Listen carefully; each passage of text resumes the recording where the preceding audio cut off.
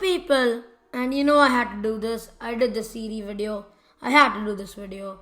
But yeah, the rules, if you want to know the rules, whichever wrestler lands on, I'll book them. I'll do like 3, depends on how long the video is getting. I think 15 minutes sounds about right. But let's just start off. I'm hoping to not get like a Becky Lynch or even like Byron Saxton, Lindsay Dorado. Okay, bro. No. Why? So last video they give me Roman Reigns, Lesnar and good stuff, and now they give me Michael Cole. They give me Michael Cole. And I have to book him credibly for like 3 minutes. Yeah, I'm so happy that I got Michael Cole. So happy I got Michael Cole. Made me happy, made me smile. Nice. So Bailey returns. And you know the Bailey Michael Cole thing. So Bailey makes a shocking return, not really shocking, and attacks Michael Cole. She attacks Michael Cole because why not attack Michael Cole? And yeah, that's what happens with Michael Cole. Michael Cole then challenges Bailey to a match in which Bailey destroys Michael Cole and Michael Cole has to lick Bailey's foot. The match at WrestleMania is set. Michael Cole versus Bailey. But Bailey doesn't want to face Michael Cole. Bailey wants a title opportunity. So replacing Bailey is Corey Graves. Because Corey Graves is the one who asked her to have the Michael Cole haircut. It's a lick my foot match and Michael Cole ends up winning. Corey Graves has to lick hot sauce of Michael Cole's foot. Michael Cole actually wins at WrestleMania. He starts yelling like a psychopath in the ring after picking up the win and Michael Cole thinks he should wrestle another match. So he has Corey Graves versus Michael Cole once again at WrestleMania Backlash. Lick my foot match. Michael Cole loses this time and licks Corey Graves' foot. So embarrassed by the loss, Michael Cole tosses himself into a pool of ketchup. He's never to be seen until 4 months later when he challenges Corey Graves to a third match, a lick my foot match at Crown Jewel. But Cole raises the stakes and makes it a ketchup bloodbath match where to win you need to dump your opponent into a ketchup bath. Michael Cole ends up winning. He starts celebrating and from behind, McAfee tosses him into the ketchup bath. And the match ends. There's no winner decided here. Nobody has won this feud. And that's how I'd book Michael Cole. Don't expect me to give him some title. He's Michael Cole. What do you expect? Anyways, let's get the wheel back up here then. Second spin. Who's it gonna be?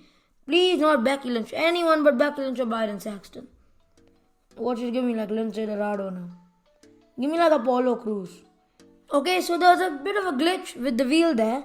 I may or may not have got Becky Lynch, and I think that was a bit of a glitch by the wheel there. I don't think it was supposed to give me Becky Lynch, so let's just spin it again. I think it was a bit of a glitch. Let's just be sure to see if it wasn't a glitch. Apollo Crews, stop. Yes. Ow! Yes! Ow! Apollo Crews, that's a very good one. And I was going to make a separate video on Apollo Crews, how to book Apollo if I didn't get him here. But yes, I'm going to take like 5 minutes to book him.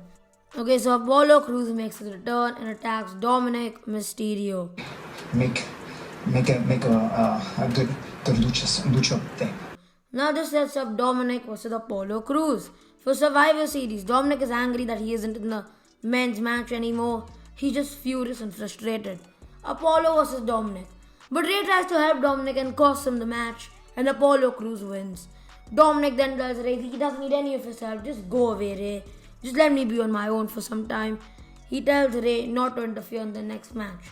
Dominic but seems to be struggling in the match that Apollo and Dominic have on Monday Night Raw. He just seems to be struggling. He just can't get that offense. So Ray comes out and tries to help Dominic once again. He's yelling these orders at Dominic, but Dominic just won't listen. And Ray just gets angry. He comes on the apron, tries to tell Dominic, just do what I'm telling you. Apollo from behind rolls him up and defeats Dominic Mysterio. He starts laughing at Rey Mysterio. Rey Mysterio! As he raises his stick thingy, and Apollo Crews has defeated Dominic Mysterio successively twice. After this, you get the Ray Dominic feud. I'm just building up towards that. Apollo Crews, on the other hand, gets inserted in a one-on-one match, a number 1 contenders match for the United States Championship. It's between him and T-Bar. Apollo Crews defeats T-Bar because Commander Aziz interferes, and Crews ends up winning the match. He wins because of the help of Commander Aziz, and Aziz isn't featured prominently next to Apollo Crews. He just comes once in a while. He walks Apollo like down to the ring as his bodyguard type thing, just to help the gimmick feel way better. And then the match is set. Damien Apollo. But Apollo just can't keep up with Damien Priest, and he disqualifies himself by attacking Damien Priest with a chair. Now this sets up a match at Fastlane. We get Apollo and Aziz versus T-Bar and Damien Priest, because we have to get that match. It's a WWE type of thing to do. Apollo and Aziz win this match, and a triple threat is set up for Fastlane. Apollo, Damien, and T-Bar. Apollo wins by pinning T-Bar, and he is the new United States Champion. A few weeks later, though, he drops to one of Raw's hottest prospects, Austin Theory, at WrestleMania, and moves on. Apollo then starts shooting with mid-cards and is being built up to be a main eventer. He feuds with the likes of Kevin Owens, Seth Rollins, Dolph Ziggler, Rey Mysterio, and wrestlers like those, so that he's built up. Apollo now is feeling like a main eventer, and he gets his first opportunity before Money in the Bank in a fatal 5-way match. It's an elimination match, and the winner faces Big E and Money in the Bank.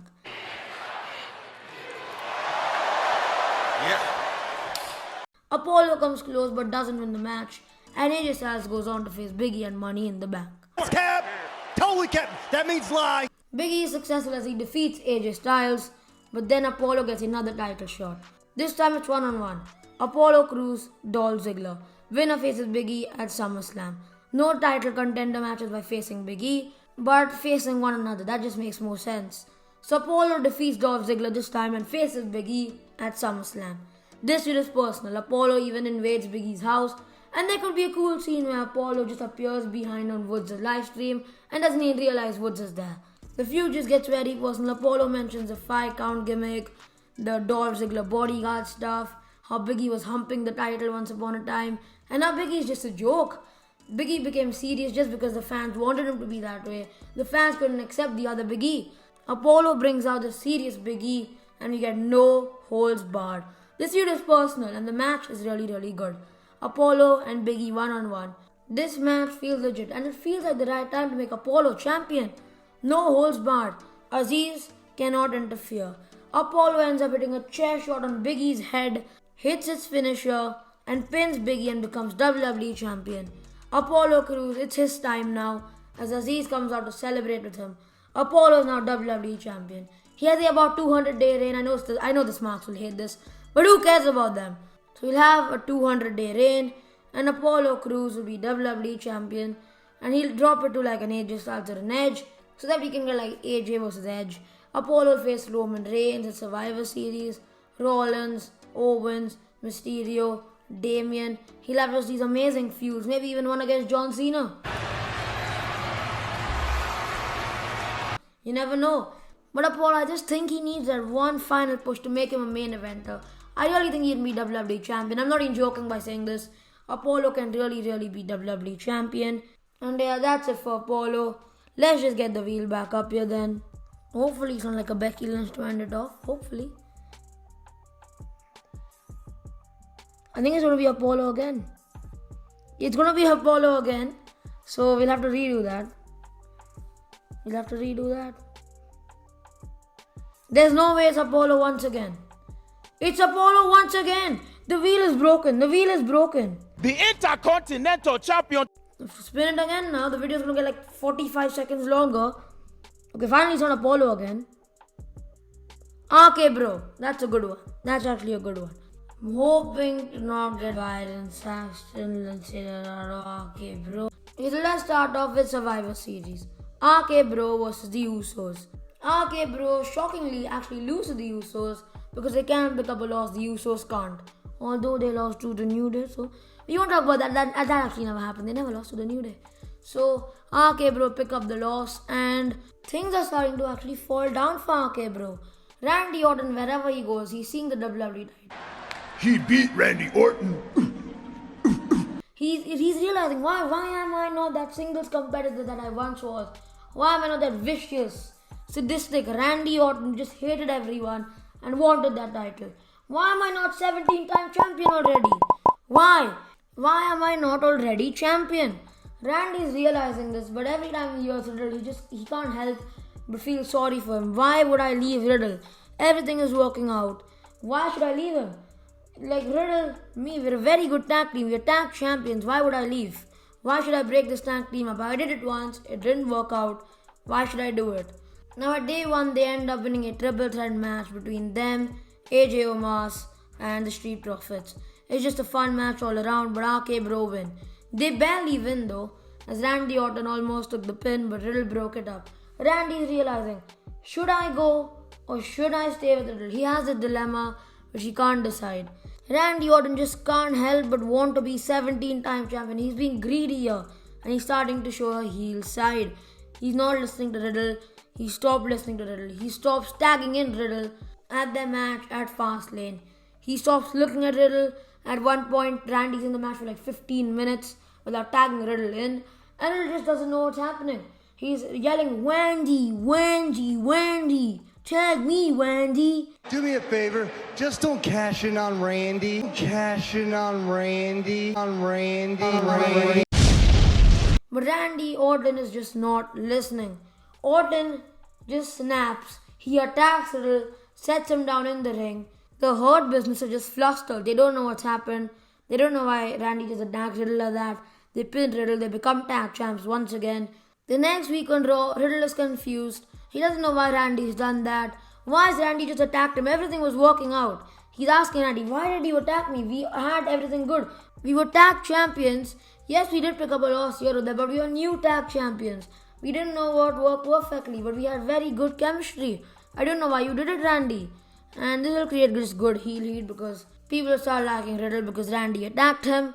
And then we get Randy and Riddle at WrestleMania. One-on-one. Riddle just doesn't understand why Randy has done what he did, but he wants to punish Randy for it. This match is a no disqualification match.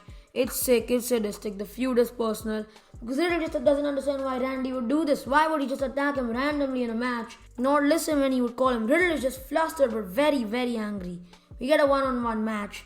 And then Pete Dunne cost Randy Orton the win. If you know, you know. Pete Dunne, Matt Riddle, what a tag team they were. The Bruiserweight or something like that. The Broserweight, I'm pretty sure. What a tag team they were. Pete Dunne cost Randy Orton the win. Riddle is laughing. He's yelling at Randy, stupid, stupid, stupid. Kingston jaw and face. And he ends up beating Randy Orton with an RKO. Pete Dunne cost him the match since it's near DQ. And then Pete Dunne and Matt Riddle are a tag team.